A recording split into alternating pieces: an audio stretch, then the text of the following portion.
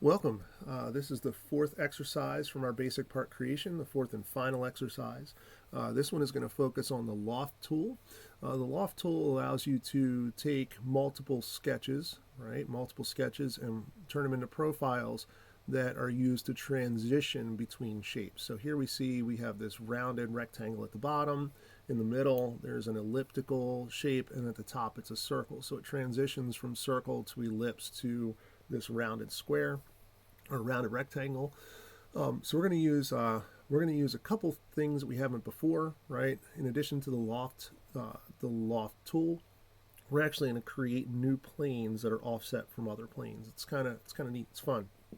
Once again, we're going to be using our sketch constraints to make sure that everything is lined up properly. So let's jump in. So the first thing it wants us to do is create a new part and change our length units to millimeters and our mass units to grams. And then I want to go back over to Inventor. So this is the object we're going to make. I'm going to click on Home. I'm going to click on the drop down next to New. I'll click on Part. And then I go up to my Tools tab. I click on my Document Settings tool. And my window popped up over here. I bring up my window, I go to my Units tab, and then I go here and I change inch to millimeter, and I change my mass to gram, and I click OK. Now I go back over to my 3D Model tab, and I start a new 2D sketch, and it wants to be on this XZ plane, and then I want to rotate it like the others so that everything lines up properly. So I go back over and I check that I've done all this, all these steps, and we're good. So now I'm going to sketch a 2-point center rectangle whose center is coincident with the origin, and then I'm going to sketch the two arcs. So I'm going to make a 2-point center rectangle here. Then I'm going to sketch these two arches or arcs. So I go here to my rectangle tool. I want to click the drop down. I want to go down to the 2-point center rectangle. This is going to help us lock into the origin. And I'm going to make a rectangle that's whatever size. It doesn't really matter. I'm going to make an arc on one end. So I click on the two ends, and then I go up a little bit, and I finish my arc. I'm going to go down to the bottom of my rectangle, and I'm going to draw this arc as well. So I've done that. I'm going to go here, and oh, that's a double slide. I'm going to make the two horizontal lines of the rectangle construction lines. So this horizontal line and this horizontal line are going to be construction lines. Then I'm going to put a fillet of 8.5 millimeters on all four of the corners. So I'm going to go back over to my object. I'm going to hit my escape key so that I'm out of any other tool. And I'm going to click on the line. Then I'm going to click on construction, line, and construction. Now I have these construction lines, and now I'm going to use my sketch fillet, right? So this fillet tool here, and I'm going to type 8.5 before I do anything. And then I want to go ahead and I'm going to click the two lines for the corner, so the vertical line and then the arc and the vertical line, and I make a fillet all the way around my object. And then I want to make sure there's an equal constraint between the two arcs. So I go to my first arc. I'm going to close out my 2D fillet button. I'm going to go here to my equal constraint. It's in this corner here. And I'm going to make these two arcs equal to each other. So now I'm going to go in and I'm going to put in some dimensions. My 40 millimeter dimension is for the two construction lines, and then my radius of my arc is 200, and the overall width of my object is 100. So I'll start with my 100 right here. I'll type 100. I made it a little bit small, but that's okay. I'm going to click my two construction lines, and those were 40. I'm going to zoom in a little bit to make it a little easier. And then I want to put a dimension on my arc of 200. And you can see that both my arcs, because I have the equal constraint, will now be the same size. And I look and see that my object is fully constrained. So after I've done that, I'm going to finish my sketch. And I'm going to zoom out a little bit by clicking the corner. And you can see that it zooms way out because of these center points for those arcs are way far out there. I'm going to go back over, and it says I want to rename this sketch to bottom profile. So I go over here to sketch 1, and I double click slowly, and I type bottom profile.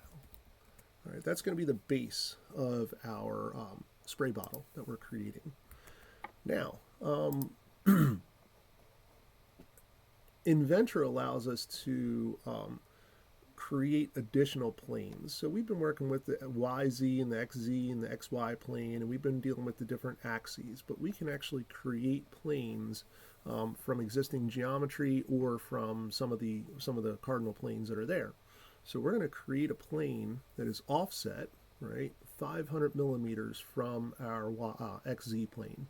So where we put our first sketch, we're going to make another plane, but it's going to be 50 millimeters above that, right? And then we're going to rename it to middle profile plane. So that's a lot, right? But we go over here to this plane tool, and this is a new one for us. There's many, many ways that we can create planes. But the first and easiest one is going to be this offset from plane. So I click offset from plane. Then I'm going to go over here to my model browser, and I'm going to click on the plus next to origin. And then I want to select that YZ plane, right? That's the one that no, it's the XZ plane, sorry. We're going to select the XZ plane. That's the one that we originally drew our first sketch on. And then after that, I'll see this little context menu pop up. I'm going to type 50. And then you can see the plane moved up, and I hit the check box, and there we go. That is our new work plane. And we're going to right click on this, and no, not right click, we're going to change name. So we're going to hit escape to get out of our plane tool. I'm going to double click, and we're going to call this middle profile plane. And so now we have this middle profile plane that we can utilize to draw our next sketch. So now we're going to sketch on the middle profile plane, and we're going to make an ellipse. So we're going to make a sketch on that plane, and we're going to make sure that we start here at the origin. So, and then the origin, the major axis, is horizontal, so it's going to be wider this way. So I go over to my sketch, and I'm going to start a new 2D sketch, and I can select this plane. I'm going to turn my view cube so I am oriented the same way as the sketch there. And to make it a little bit easier to see, I can take my bottom profile and right click on it and turn the visibility off. You might consider doing that if you don't need the profile. You just want to kind of reduce some of the noise. And I can even turn off my middle profile plane. I can turn off the visibility of it. I don't need it anymore. It's just there as a reference plane. So now I'm going to make an ellipse. So I click on my ellipse, and I want to start right here in the center, and I'm going to make a horizontal line out. You'll see how that happens there, right? It makes this center line out there, and then I'm going to go ahead and I'm going to bring up my ellipse a little bit, just like that. So now I have my ellipse. It's locked into the center, just like so. That line is horizontal along that. And now it's coincident with that center, because that's where I started it. Now I go to the next one. I'm going to add my dimensions. So the first one is going to be this 40, and then the other one, the vertical, is 22.5. So I'm going to click my dimension tool, and I'm going to go here, and this is going to be 40. And then I'm going to go here. So I just click on the ellipse, and then I drag it the direction I want it to be. And I do 22.5. And now my sketch is fully constrained. Right, and this hint says to toggle the visibility to make it easier to work. And I'm going to change this to middle profile. So I'm going to finish my sketch. I'm going to double click on my sketch 2. I clicked too fast. I'm going to double click slowly on sketch 2, and I'm going to call this middle profile. So there's my middle profile. I can turn on my bottom profile just to see it, and I can see that my bottom profile is below my middle profile. And that was 50 millimeters offset. So now we're going to go ahead and create another plane, but this one is going to be offset from the middle profile plane. So make sure we pick the one that we put our ellipse on. So I go up here to my plane tool, I click the drop down, I click offset from plane. I'm going to select my middle profile plane over here in the model browser, and then I type 125, 125, then I hit check. And I can now rename that to top profile plane. So I go over here and it's work plane 2, and I call this top profile plane. So there's my top profile plane. Because everything is centered on the origin, I don't need my bottom profile, so I'm going to turn the visibility off. I don't need my middle profile either, so I'm going to turn the visibility off. And I don't need the top profile to be visible to be able to use it. So the next step, I am going to create a new sketch on that top profile plane, and it's going to be a 40 millimeter circle that's coincident with the center point. So I hit Start Sketch, and then I'm going to go down here to my top profile plane and select that. And it doesn't really matter. I can reorient my view, but it's a circle, so the circle direction doesn't matter. I'm going to click on the drop down for my ellipse so I get my center point circle. I'm going to start it right here at the origin. And what did we say that size was? It was 40 millimeters. 40 millimeters. So there's my 40 millimeter circle. And now I can go ahead and I can finish the sketch and name it top profile. So I finish my sketch, double click slowly, call this top profile, and there's my sketch. And now I want to turn on my visibility for my profiles. I don't need anything else other than those profiles, but now you can see the the object taking shape. I got a circle up here, I got an ellipse here, and I got this rounded rectangle at the bottom. So that's the hard part. The easy part is coming up. We need to select the Loft tool. Now you want to click the 3 profiles from bottom to top or top to bottom. Right, you want to make sure you do them in order. If you don't select them in order, if I select the top, bottom, then middle, it's going to sort of invert the shape in sort of strange ways. You'll wind up with unintended consequences there. So you always want to select them in order, unless of course that's what you're going for. And in this case we are not.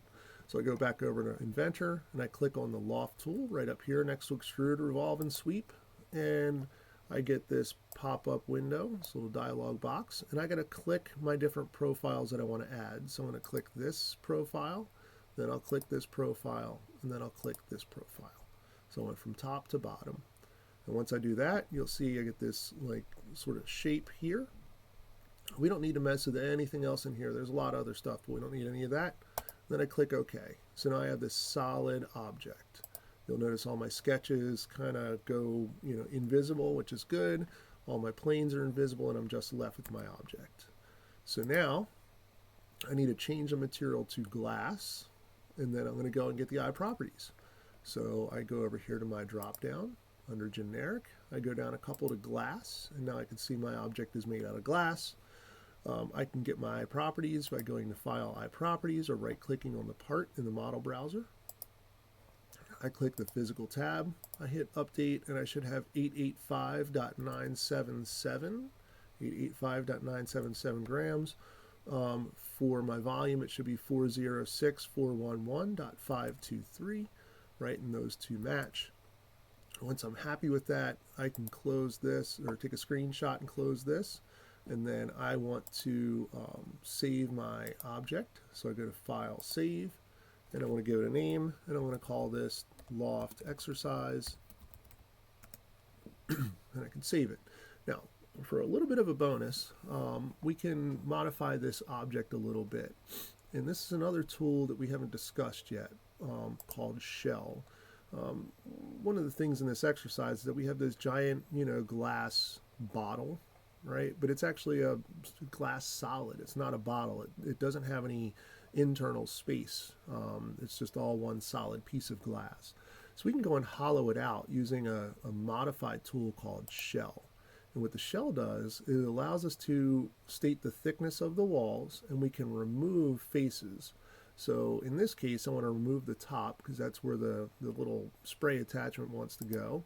I can click that and remove that, and then I can make my wall thickness, 1 millimeter, or I can do 1.5 millimeters, however thick I want it to be, and then I can hit the checkbox, and now we have a shelled out object.